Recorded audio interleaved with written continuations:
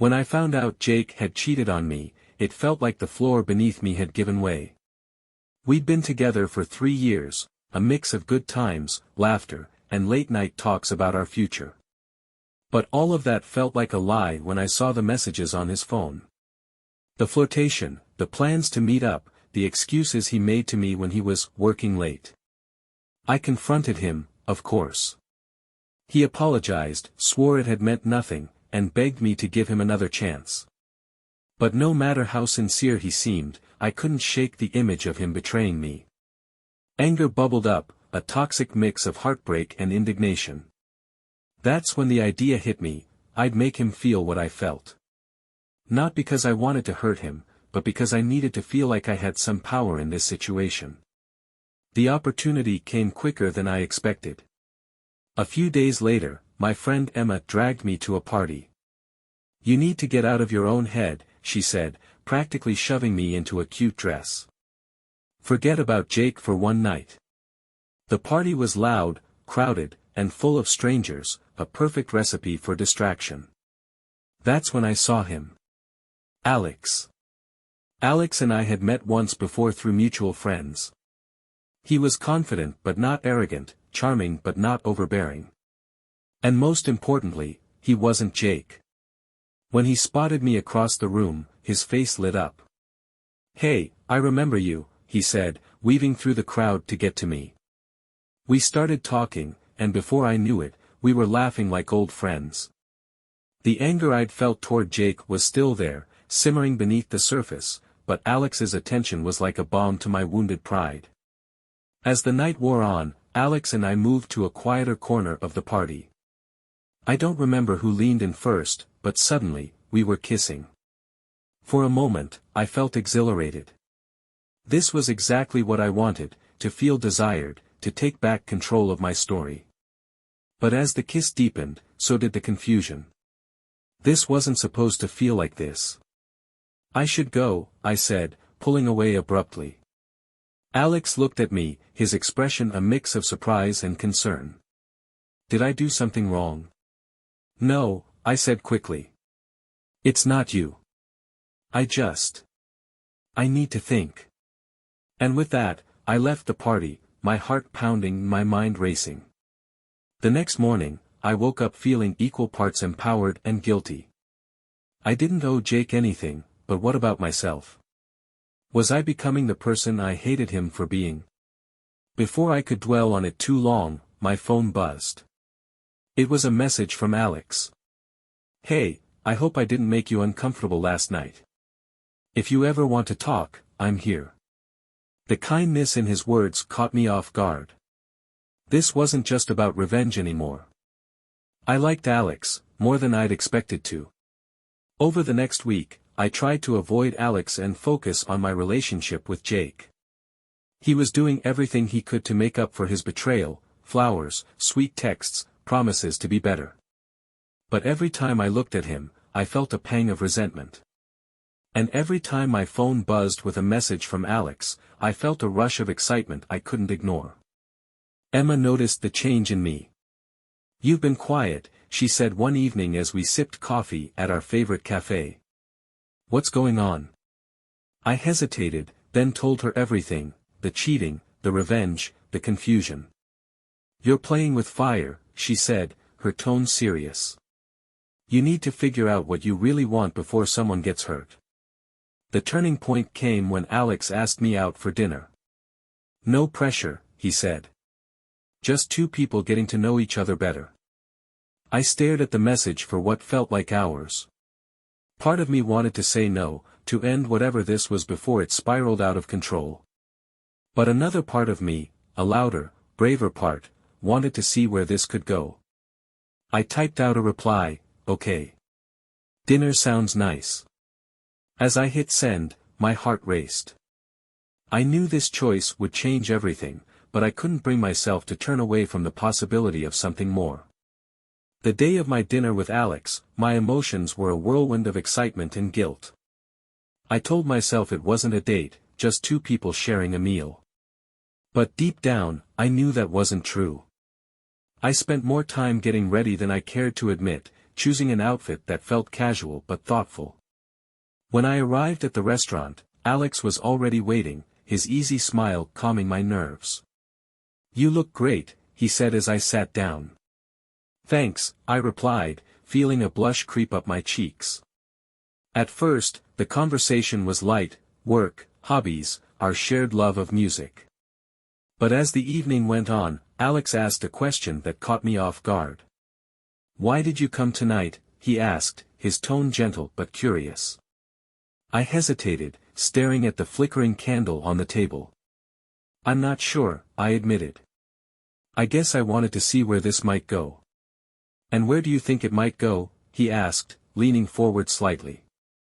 The honesty in his eyes was disarming. "I don't know," I said. "But I think I like spending time with you. And that scares me." Alex nodded, his expression thoughtful. "I don't want to complicate your life," he said. "But I also can't ignore how I feel about you." Hearing him say that made my heart ache in a way I hadn't expected. This was supposed to be simple, revenge, nothing more. But it wasn't simple anymore. The next day, I called Emma and told her everything. She listened patiently, her silence heavy with judgment I hadn't anticipated. "You're playing with people's feelings," she said finally. "Including your own. You need to figure out what you really want, Caroline." Her words stung because they were true. I'd been avoiding the hard questions, letting my emotions pull me in different directions. Meanwhile, Jake was pulling out all the stops to win me back. He planned a weekend getaway, something he knew I'd been wanting for months. "Just us," he said, his eyes pleading. "I want to remind you of how good we can be." I agreed, partly because I wanted to believe we could get back to what we once had and partly because I didn't know how to say no. The weekend was nice: romantic dinners, walks on the beach, and moments of laughter that reminded me of why I'd fallen for Jake in the first place. But even as I smiled and held his hand, I couldn't stop thinking about Alex. By the time we returned from the trip, I felt more conflicted than ever. Jake was trying, really trying, and part of me wanted to forgive him and move forward. But another part of me couldn't shake the feelings I had for Alex, the way he made me feel seen and understood in a way Jake never had. One evening, as I sat on the couch staring at my phone, I realized I couldn't keep stringing both of them along. I needed to make a choice, no matter how painful it might be.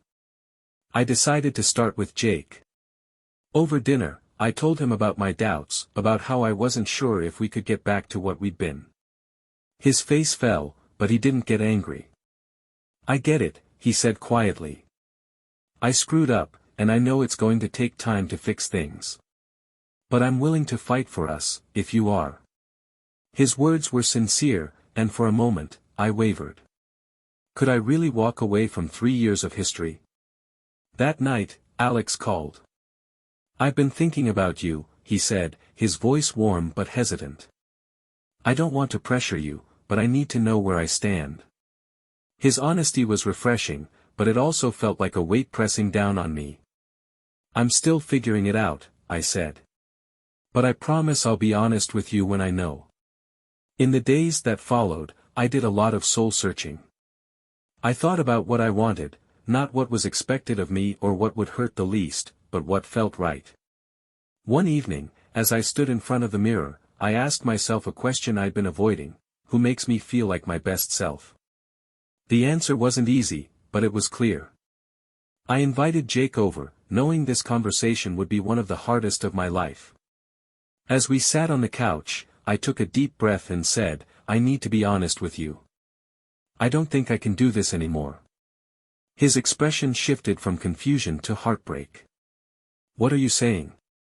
"I'm saying I care about you, Jake. But I don't think I'm in love with you anymore," I said, my voice trembling. He nodded slowly, his eyes glistening with unshed tears. "I guess I always knew this was a possibility," he said. Ending things with Jake was painful, but it also felt like a step toward clarity. For the first time in weeks, I felt like I was being honest, with him, with Alex, and with myself. I wasn't sure what the future held, but I knew I was ready to face it head-on. Ending things with Jake left me feeling unmoored, as if I'd let go of one lifeline without fully grasping another.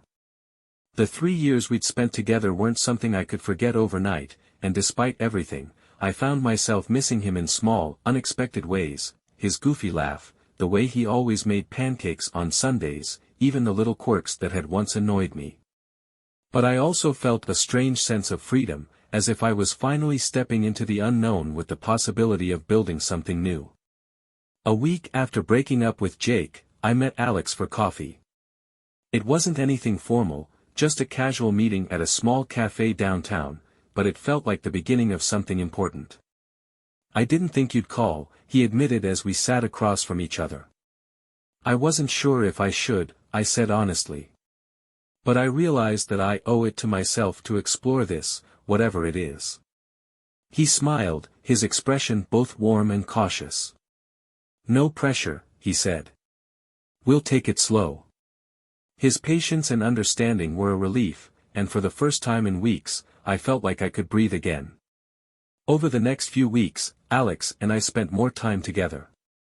We went on long walks, tried new restaurants, and talked for hours about everything from our favorite childhood memories to our biggest fears. It was different from my relationship with Jake, less about routines and more about discovery. Alex had a way of making me feel seen, as if every word I said mattered. One evening, as we sat on a park bench watching the sun dip below the horizon, he turned to me and said, "You're not what I expected." "What do you mean?" I asked, curious. "You're stronger than you think," he said. "And I think you're just starting to figure that out." His words stayed with me, a reminder of the growth I'd experienced in such a short time. Despite the happiness I felt with Alex, doubt still lingered. Was I rushing into something new to fill the void Jake had left? Was this real, or was it just a reaction to everything I'd been through? I voiced my concerns to Emma one afternoon as we sat in her apartment, drinking tea and catching up. "I think it's normal to feel unsure," she said. "But from what you've told me, Alex seems like the kind of person who's willing to take this one step at a time." Her words reassured me, but they didn't erase the fear that I was making another mistake. The fear became more tangible when I ran into Jake at the grocery store. It was the first time we'd seen each other since the breakup, and the sight of him pushing a cart down the aisle made my stomach twist. "Caroline," he said when he saw me, his expression a mix of surprise and hesitation. "Hi," I said, forcing a smile. We exchanged pleasantries, talking about work and mutual friends. But beneath the surface, there was an unspoken tension, a reminder of everything we'd been and everything we weren't anymore. As I walked away, I couldn't help but feel a pang of guilt. Jake hadn't been perfect, but neither had I, and part of me still mourned the life we'd built together. When I told Alex about the encounter, he listened without interrupting, his expression thoughtful. "It's okay to miss him," he said when I finished. "You spent a lot of time together. That doesn't just disappear." His understanding made me feel less alone in my confusion, and I realized how different this relationship was. With Alex, I didn't have to hide my feelings or pretend to have it all figured out. As our connection deepened, Alex and I began to talk about what we wanted from the future. "I don't want to rush anything," I said one evening as we cooked dinner together in his apartment. "Neither do I," he replied. "But I also know that I want to keep getting to know you." His honesty was comforting, and it made me feel like we were building something real, something worth fighting for. Of course, the past still had its hold on me. There were moments when I doubted myself, wondering if I was capable of building a healthy relationship after everything I'd been through. One evening, as we walked through the park, I confessed my fears to Alex. "Sometimes I feel like I'm carrying all this baggage," I said. "And I'm afraid it's going to drag us down." He stopped walking and turned to face me, his expression serious. "You're not defined by your mistakes, Caroline," he said. "And you're not alone in this. We'll figure it out together." Over time, the doubts began to fade, replaced by a growing sense of confidence in myself and my relationship with Alex. It wasn't perfect, we still had disagreements and moments of uncertainty, but it felt healthy, grounded, and real. One evening, as we sat on the porch of his apartment, watching the city lights flicker in the distance, I turned to him and said, "Thank you."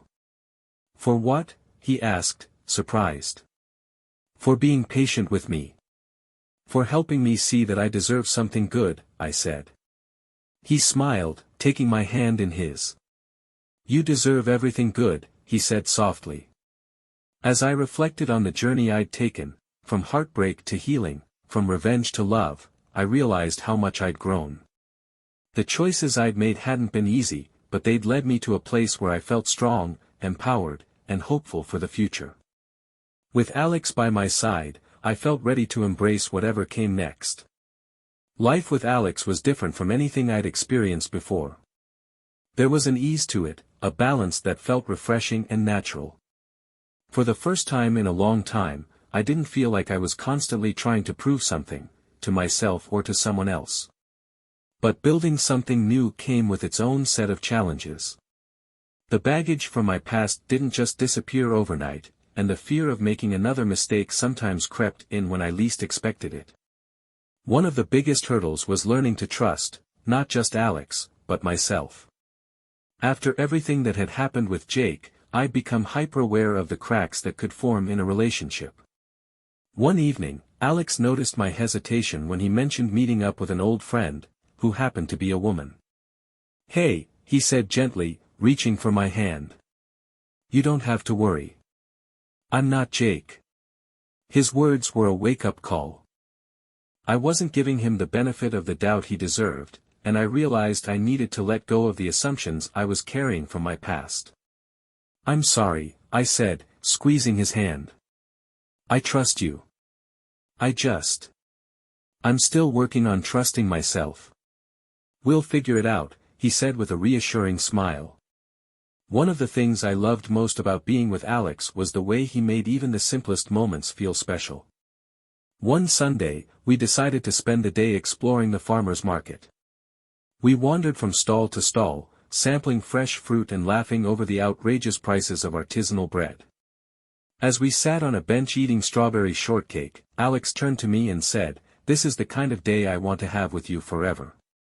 His words warmed my heart, and I realized how much I cherished the little moments we shared, the quiet, unremarkable times that made up the fabric of our life together.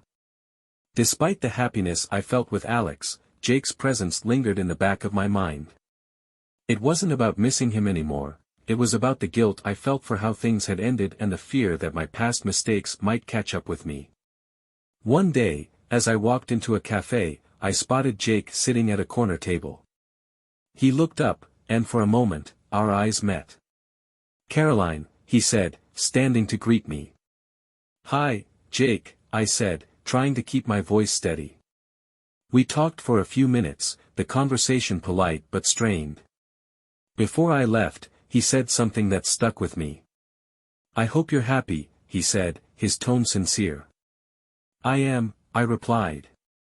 "And I hope you are too." As I walked away, I felt a strange sense of closure. Jake and I had both made mistakes, but we were moving on in our own ways. Alex and I didn't argue often, but when we did, it was usually about my tendency to keep things bottled up. One evening, after a stressful day at work, I came home and snapped at him over something trivial. "Caroline, what's really going on?" he asked, his tone calm but firm. "Nothing," I said, avoiding his gaze. "Come on," he said. "You can talk to me." His patience made me feel safe enough to open up, and I told him about the stress I'd been feeling, not just at work, but about my lingering fears of messing things up between us. "I'm not perfect," I said. "And sometimes I feel like I'm just waiting for the other shoe to drop." He took my hand, his expression softening. "You don't have to be perfect," he said. "And there's no shoe to drop. We're in this together." To help strengthen our connection, Alex and I started a new tradition, Sunday reflection nights. Every week, we'd sit down and talk about what went well, what didn't, and how we could support each other better. It wasn't always easy, there were times when the conversations got uncomfortable, but it helped us stay on the same page and reminded me of how committed we were to building something real. One of the biggest milestones in our relationship was meeting each other's families. When Alex introduced me to his parents, I was nervous, but their warmth and kindness quickly put me at ease. "They're going to love you," he'd said beforehand. And he was right. When it came time for Alex to meet my family, I was equally anxious. But he charmed them with his easygoing nature and genuine interest in their lives. After dinner, my mom pulled me aside and said, "He's a keeper, Caroline. I can see how happy he makes you." One evening, as we sat on the couch flipping through old photo albums, Alex pointed to a picture of me from years ago. "I think I've seen this before," he said, his brow furrowing. It turned out we'd been at the same summer camp as kids, a fact neither of us had realized until that moment. "Fate has a funny way of working," he said with a laugh. The revelation felt like a sign that we were meant to find each other, even if it took years to get there. As our relationship continued to grow, I felt more confident in our future. We weren't perfect, and there were still moments of doubt and fear, but we faced them together. One evening, as we sat on the porch watching the sunset, Alex said, "I think we're building something pretty amazing." "We are," I agreed, smiling. For the first time in a long time, I felt at peace, not just with Alex, but with myself and the choices that had led me here. By the time Alex and I reached the 1-year mark in our relationship, things felt stable. It was a word I hadn't associated with love before, but now I understood its value. Stability didn't mean boring, it meant secure. It meant we could face challenges without the fear of falling apart. But as we grew closer, so did the expectations. The question of where we were heading became impossible to ignore, and it was both thrilling and terrifying to think about what might come next. To celebrate our anniversary, Alex planned a weekend getaway to a cozy cabin in the mountains. The thoughtfulness of it melted my heart. He remembered how much I loved the quiet of nature and the way the stars seemed brighter away from the city. The weekend was perfect. We spent our days hiking and exploring, and our evenings curled up by the fire, talking about everything and nothing. On our last night, as we sat on the porch wrapped in a blanket, Alex said, "This feels like the kind of life I want, with you." His words lingered in the air, a quiet but powerful declaration. When we returned from the trip, the question of our future together became more pressing. It wasn't just about where we were, it was about where we were going. One evening, as we cooked dinner together, Alex turned to me and asked, "What do you see for us in the next few years?" The question caught me off guard. "I don't know," I admitted. "But I know I want you to be part of it." He smiled, but I could tell he wanted more clarity. And so did I. Just as we were beginning to talk seriously about the future, life threw us a curveball. Alex's job was transferring him to another city, 2 hours away. "It's not permanent," he said when he told me. "But it's going to be at least a year." The news hit me harder than I expected. I just started to feel grounded in our relationship, and now we were facing the uncertainty of distance. "We'll make it work," Alex said, his voice steady. "I'm not letting this change anything between us." His confidence gave me hope, but I couldn't shake the fear that the distance would test us in ways we weren't prepared for. When Alex moved, we had to learn a new rhythm. Weekly visits became our lifeline, and we spent hours on the phone every night, talking about our days and dreaming about the future. It wasn't easy. There were moments of frustration, missed plans, and the ache of wanting to be together but knowing we couldn't. But we found ways to keep our connection strong. Little surprises, like handwritten letters and care packages, reminded us of what we were working toward. One evening, during one of our late-night calls, Alex said, "I've been thinking about what happens after this transfer ends." "And?" I asked, holding my breath. "I think we should live together," he said. The idea of moving in together felt both exciting and daunting. It was a leap that would solidify our commitment, but it also meant blending our lives in ways we hadn't before. We spent weeks discussing logistics, where we'd live, how we'd share expenses, and what it would mean for our relationship. When the time came to make the move, Alex and I worked side by side, packing boxes, arranging furniture, and turning the new apartment into a home. "This feels right," he said one evening as we hung pictures on the walls. "It does," I agreed, smiling. Living together brought its own set of challenges. We discovered quirks about each other we hadn't noticed before, like how Alex left his socks everywhere, or how I had a tendency to take over the bathroom counter. But instead of letting these small annoyances create distance, we learned to laugh about them and find compromises. "It's a good thing I love you," Alex said one morning, holding up a hair tie he'd found in his coffee mug. "And it's a good thing I love you," I replied, laughing. Just as we were settling into our new life together, Alex received an offer for a promotion that would require even more travel. "I don't want to take it if it's going to hurt us," he said one evening as we talked about the offer. "I think you should take it," I said.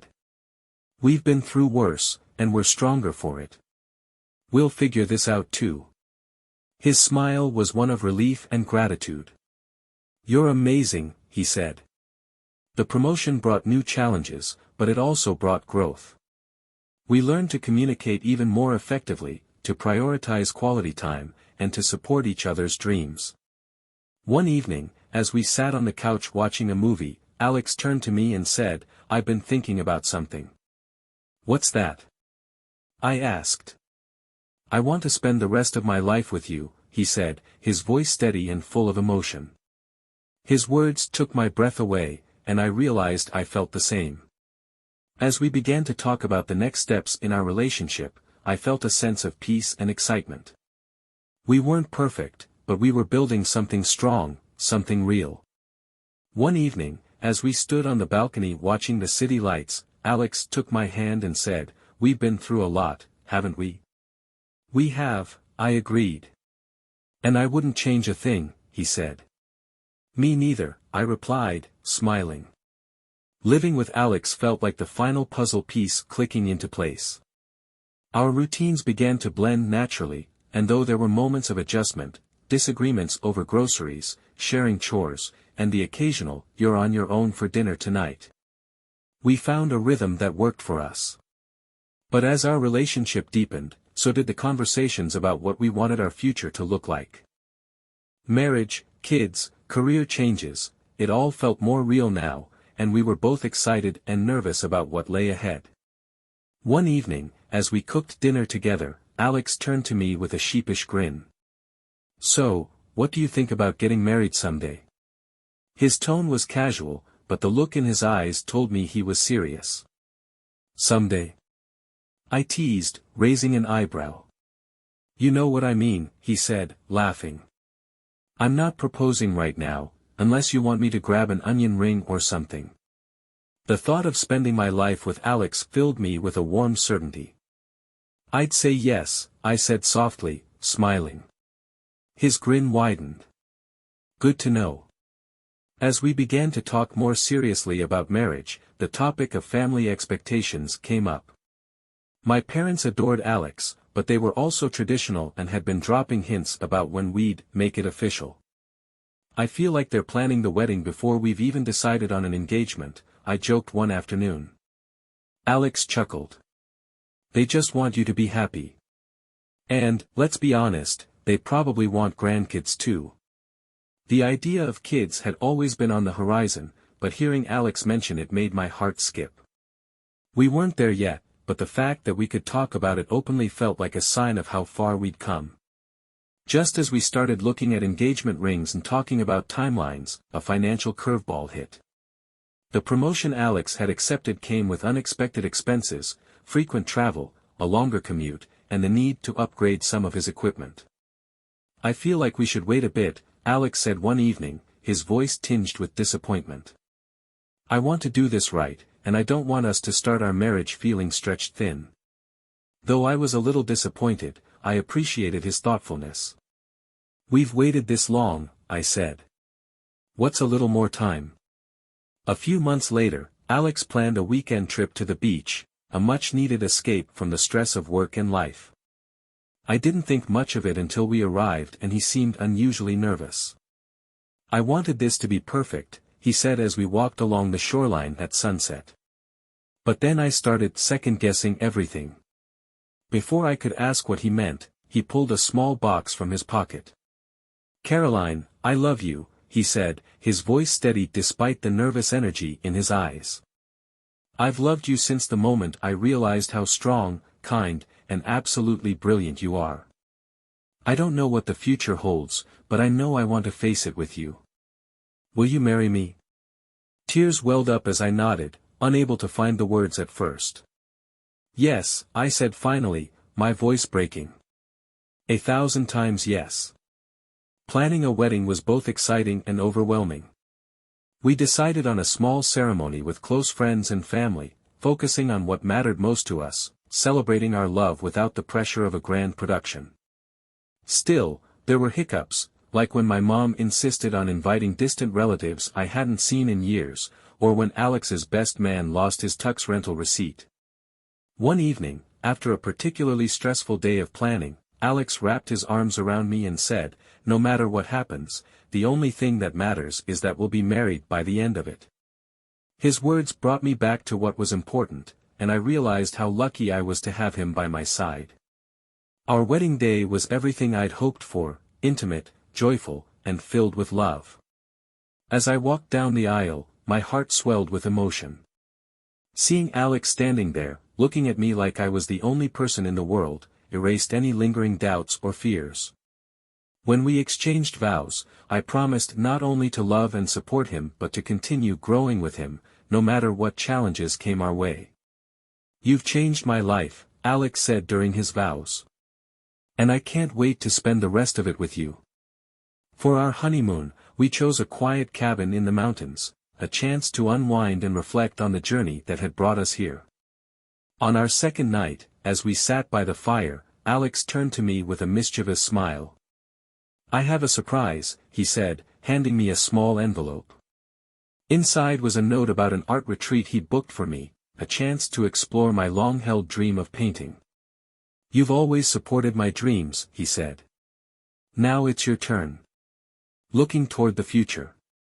As we returned home and settled into married life, I felt a sense of contentment and excitement about the future. We talked about starting a family, pursuing new adventures, and continuing to build a life filled with love and purpose. One evening, as we sat on the porch watching the sunset, Alex took my hand and said, "We've come a long way, haven't we?"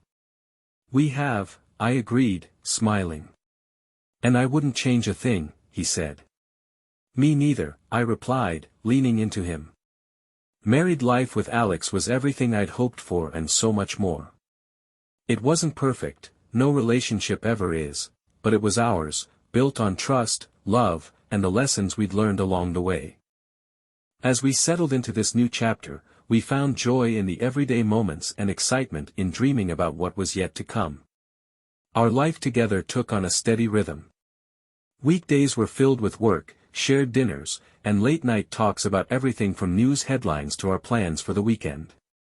Weekends were a mix of adventure and relaxation, hiking trails, binge-watching shows, and discovering new coffee shops. One Sunday morning, as we sat on the porch sipping coffee, Alex turned to me and said, "This is what I've always wanted, a partner to share the little things with." His words filled me with gratitude. The simplicity of our life felt like a testament to how far we'd come. Not long after our first anniversary, Alex and I began to talk more seriously about starting a family. It was a daunting prospect, but also an exciting one. One evening, as we cuddled on the couch, Alex asked, "Do you think we're ready for this?" "I think we'll never feel completely ready," I said with a laugh. "But I know we'll figure it out together." When we found out I was pregnant a few months later, the joy was overwhelming. Alex's reaction, equal parts excitement and awe, reminded me of why I'd fallen in love with him in the first place.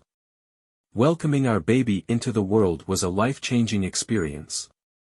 The sleepless nights, endless diapers, and constant worry were balanced by the moments of pure joy, first smiles, tiny giggles, and the way our child's hand wrapped around our fingers like a promise. Parenthood tested us in new ways. There were moments of frustration, disagreements about parenting styles, and the sheer exhaustion of trying to balance work and family. But through it all, Alex and I leaned on each other. We made a pact to communicate openly, support each other's decisions, and never lose sight of the partnership that had brought us this far. Amid the chaos of parenting, Alex received an unexpected job offer, one that would require fewer hours but come with a pay cut. "I want to take it," he admitted one evening as we discussed the opportunity. "I think it'll give me more time to focus on what matters most, us and our family."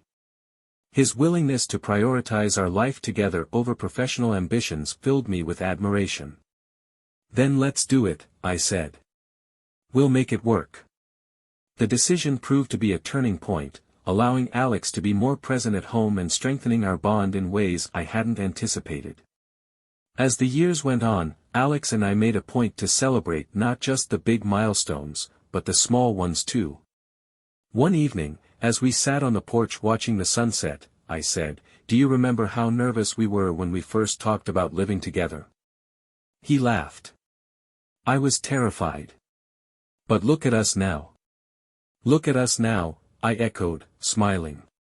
Moments like these reminded me of the journey we'd taken, the mistakes, the growth, and the love that had carried us through it all. As our children grew, Alex and I became more intentional about the lessons we wanted to impart.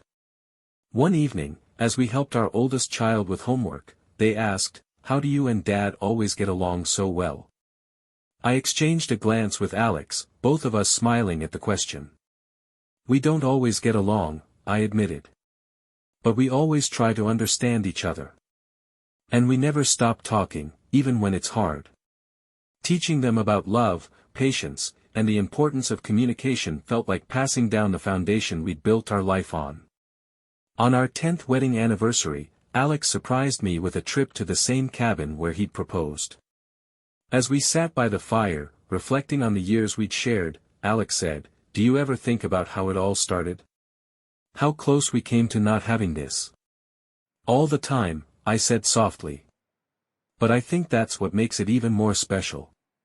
We fought for this, for us." He nodded, his expression thoughtful. "And I'd do it all over again," he said. "So would I," I replied, my heart full. As the years continued to pass, our love only deepened.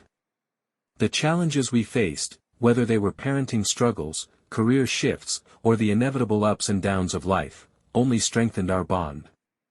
One evening, as we sat on the porch watching our grandchildren play in the yard, Alex took my hand and said, "We've done pretty well, haven't we?"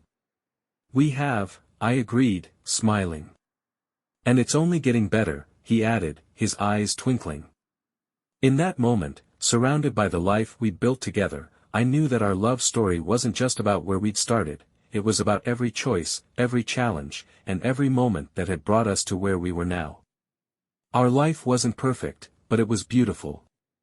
It was a life built on resilience, forgiveness, and the belief that love is worth fighting for.